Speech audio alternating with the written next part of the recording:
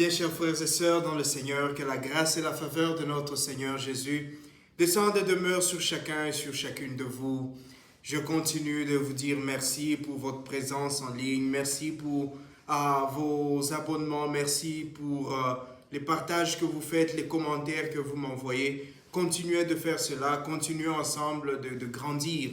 Nous avons besoin de grandir, nous avons besoin de devenir plus grand que ce que nous sommes aujourd'hui, de continuer de répandre la parole de Dieu, de continuer d'être des hommes et des femmes pour et avec les autres, des hommes et des femmes pour le Seigneur. Et aujourd'hui, nous célébrons le 12e dimanche du temps ordinaire de notre année liturgique A. Et les messages d'aujourd'hui, la parole de Dieu aujourd'hui porte un message très puissant. Et ce message, c'est un message que nous entendons souvent. C'est « n'aie pas peur, n'aie pas peur ». N'aie pas peur parce que tu es précieux, tu es précieuse aux yeux du Seigneur. N'aie pas peur parce que celui qui est en toi est plus grand que ceux qui sont contre toi. Et j'aimerais que nous partagions aujourd'hui sur un sujet auquel nous ne faisons pas toujours attention, mais qui est très important dans notre vie. Et c'est le sujet de super-héros. Les héros que nous avons dans nos vies, les héros qui sont autour de nous. La génération aujourd'hui, le monde aujourd'hui est très inspiré par les films de super-héros, ces personnes qui viennent sauver, ces personnes aux puissances extraordinaires, ces personnes qui ont des yeux qui lancent des rayons laser, ces personnes qui volent, qui sautent ou je ne sais pas, qui imitent certains animaux. Ces personnes-là, il y a quelque chose qui est fascinant à propos des super-héros. Mais aujourd'hui, je ne veux pas vous parler de Superman ou de Batman ou de Ant-Man ou de Wolverine. Non, je ne veux pas parler de ces gens-là. Aujourd'hui, ce dont je vais parler, ce sont des vrais héros, des vrais super-héros, ceux avec qui nous vivons, ceux qui sont dans nos maisons, ceux qui sont dans nos quartiers, ceux que nous retrouvons dans nos travails. Je veux parler de ces personnes-là qui se lèvent très tôt chaque jour le matin pour sortir, pour aller chercher la vie pour leur famille. Ces personnes qui se donnent 4-5 travaux autour d'elles. Ces personnes qui travaillent de 5 heures, de 4 heures à 18 heures.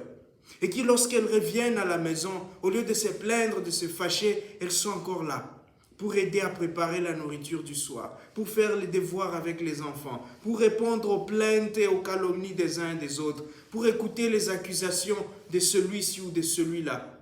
Des personnes qui continuent à sourire malgré la fatigue, malgré la peine. Je veux parler de toutes ces personnes-là qui souffrent des maladies dont on leur a dit que tu ne vivras pas longtemps, qui ont des problèmes de santé qui font qu'elles soient éloignées, que les autres les regardent avec des yeux de dédain ou des yeux de rejet. Ces personnes qui se battent depuis des années avec la maladie. Ces personnes qui auraient tout le droit de dire « j'abandonne », qui auraient tout le droit de dire « je suis en colère », qui auraient tout le droit de dire « je veux me cacher, je ne veux pas qu'on me voie », mais qui ont décidé plutôt de faire de leur vie un témoignage, de faire de leur vie une histoire qui inspire les autres, de faire de leur vie cette présence du Seigneur, cette présence aimante et consolante de Dieu. Ces personnes qui vous regardent dans les yeux et qui gardent un sourire. Ces personnes qui finalement inspirent. Je veux parler aujourd'hui de ces personnes, les héros, ces super-héros qui sont passés par des traumatismes, qui ont été peut-être abusés, des personnes qui ont été maltraitées, des personnes qui ont connu la souffrance liée à la guerre, liée à une oppression quelconque, liée à une famille difficile. Mais qui, au lieu de la honte, qui au lieu d'aller se cacher, ont décidé de faire le témoignage, ont décidé de venir devant les gens, de braver les calomnies, de braver les injures, de braver tous ces yeux moqueurs, et ces voix négatives pour parler, pour dire au monde que nous pouvons vaincre. Voilà les héros dont je veux parler aujourd'hui. Voilà le super-héros dont les Écritures nous révèlent aujourd'hui, à l'exemple de Jérémie. Je veux parler aussi de toutes ces personnes-là qui prêtent leur voix aux plus vulnérables. Ces personnes qui, devant l'injustice, devant les peines, ne se taisent pas, au risque et au péril de leur vie, au risque et au péril de leur réputation. Ces personnes qui ne regardent pas d'abord qu'est-ce que les médias vont dire. Comment est-ce que les médias vont me voir si je parle à telle personne? Comment est-ce que les gens autour de moi vont me regarder si je dis la vérité, si je me bats pour la justice? Ces personnes qui bravent tout cela pour crier fort, pour tenir la main de ceux et celles qui sont vulnérables, pour braver la peur. Ces personnes-là sont des personnes fascinantes. Et il y a quelque chose, il y a trois choses qui font que ces personnes soient extraordinaires, qui font que pour moi, ces personnes sont des super-héros, qui font que pour moi, ces personnes sont des modèles à imiter, sont un témoignage de la présence et de la vigueur de Dieu, comme dira Jérémie ou comme dit Paul. Ces trois choses-là sont la foi, le courage et la générosité. Regardez les super-héros que vous avez dans vos familles, dans vos quartiers, dans votre entourage, vos amis peut-être, ou peut-être même vous-même. C'est une foi. La foi qui te pousse à savoir, qui te pousse à dire que je sais que ce n'est pas facile. Je sais que c'est parfois très difficile. Je sais que parfois je pleure, parfois j'ai des cris, parfois je doute, parfois je suis en colère. Mais je sais que mon Dieu est là.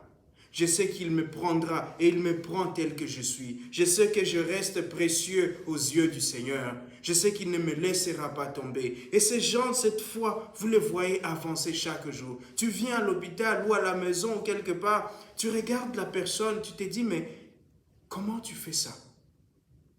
Pourquoi tu n'as jamais abandonné? Regarde dans quel état tu es. Toutes ces prières que tu as faites, les prières que tu as faites, les jeûnes que tu as consentis, tous ces traitements que tu as pris, mais rien. Et tu continues de prier. Et ces personnes regardent dans les yeux et ils te disent que ce vieillard, dans le livre de le martyr d'Israël, avait dit à cet tortionnaire, « J'étais jeune, je suis vieux, j'ai toujours crié au Seigneur. » Dans l'abondance et dans le bonheur, j'étais avec lui. Pourquoi aujourd'hui que je suis dans le malheur, je l'abandonnerai? Et quand ces personnes vous disent ça, c'est avec un sourire. Et tu regardes dans leurs yeux, tu vois une paix intérieure. Tu sens qu'il y a une relation profonde avec Dieu. Une relation telle que dans le meilleur et dans le pire, Seigneur, je suis avec toi. Je sais que ton projet sur moi est un projet de vie. Je sais que ma vie est un témoignage. Ma vie est un message que tu veux passer, que tu veux que je passe à mes frères et à mes sœurs. Dans un monde où les médias, où les voix sont multiples et où on veut nous donner toujours un modèle, un exemple, un type d'être humain, ces personnes-là sont des super-héros parce qu'elles sortent de cela. Le courage de braver la peur. Le courage de dire, je veux continuer de parler du Seigneur. Je veux continuer de parler de ma foi. Je veux continuer de témoigner de ma foi. Et Jésus dira que si tu témoignes de lui devant les hommes, lui aussi témoignera pour toi en ta faveur devant son Père. Et c'est ce courage-là que ces personnes ont. Malgré les persécutions, malgré les calomnies et les injures, ces personnes sont capables de témoigner. Ce père qui sort chaque jour, cette mère qui sort chaque jour, cette personne qui a la charge d'une famille et qui va dehors chaque jour, à qui les gens disent, mais pourquoi tu aides tous ces enfants? Peut-être certains ne sont même pas tes enfants. Pourquoi tu fais tout ça? Mais ces personnes n'abandonnent pas. Elles travaillent. Elles ont le courage de dire, j'aime ces personnes-là. Je travaille parce que je sais que ces personnes sont aussi précieuses aux yeux de Dieu. Je sais que le Seigneur me donnera quelque chose. Je sais que je dois rendre témoignage de ma foi devant le Seigneur. Et la troisième chose, je disais, c'est la générosité. Les super-héros sont généreux.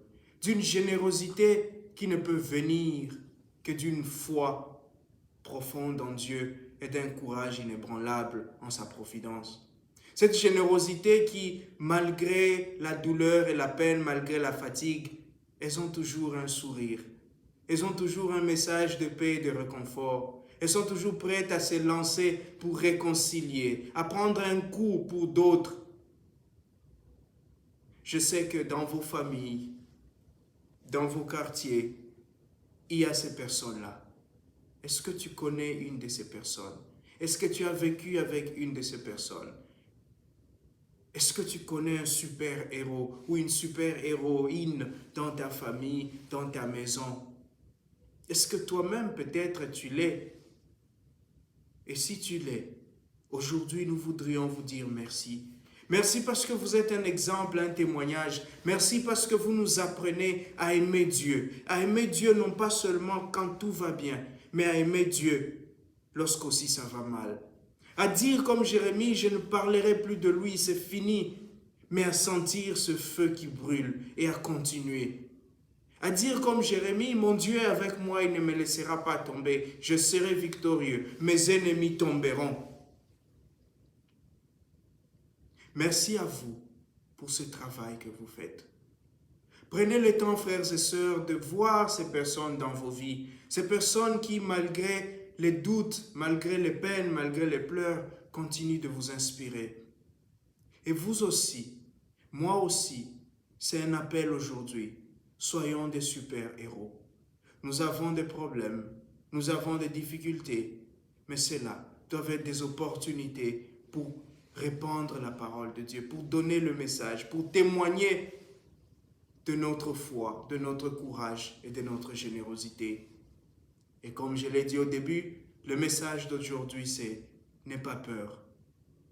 N'aie pas peur parce que tu es précieux, tu es précieuse aux yeux de Dieu. Que le Seigneur nous donne cette grâce aujourd'hui et tous les jours. Amen.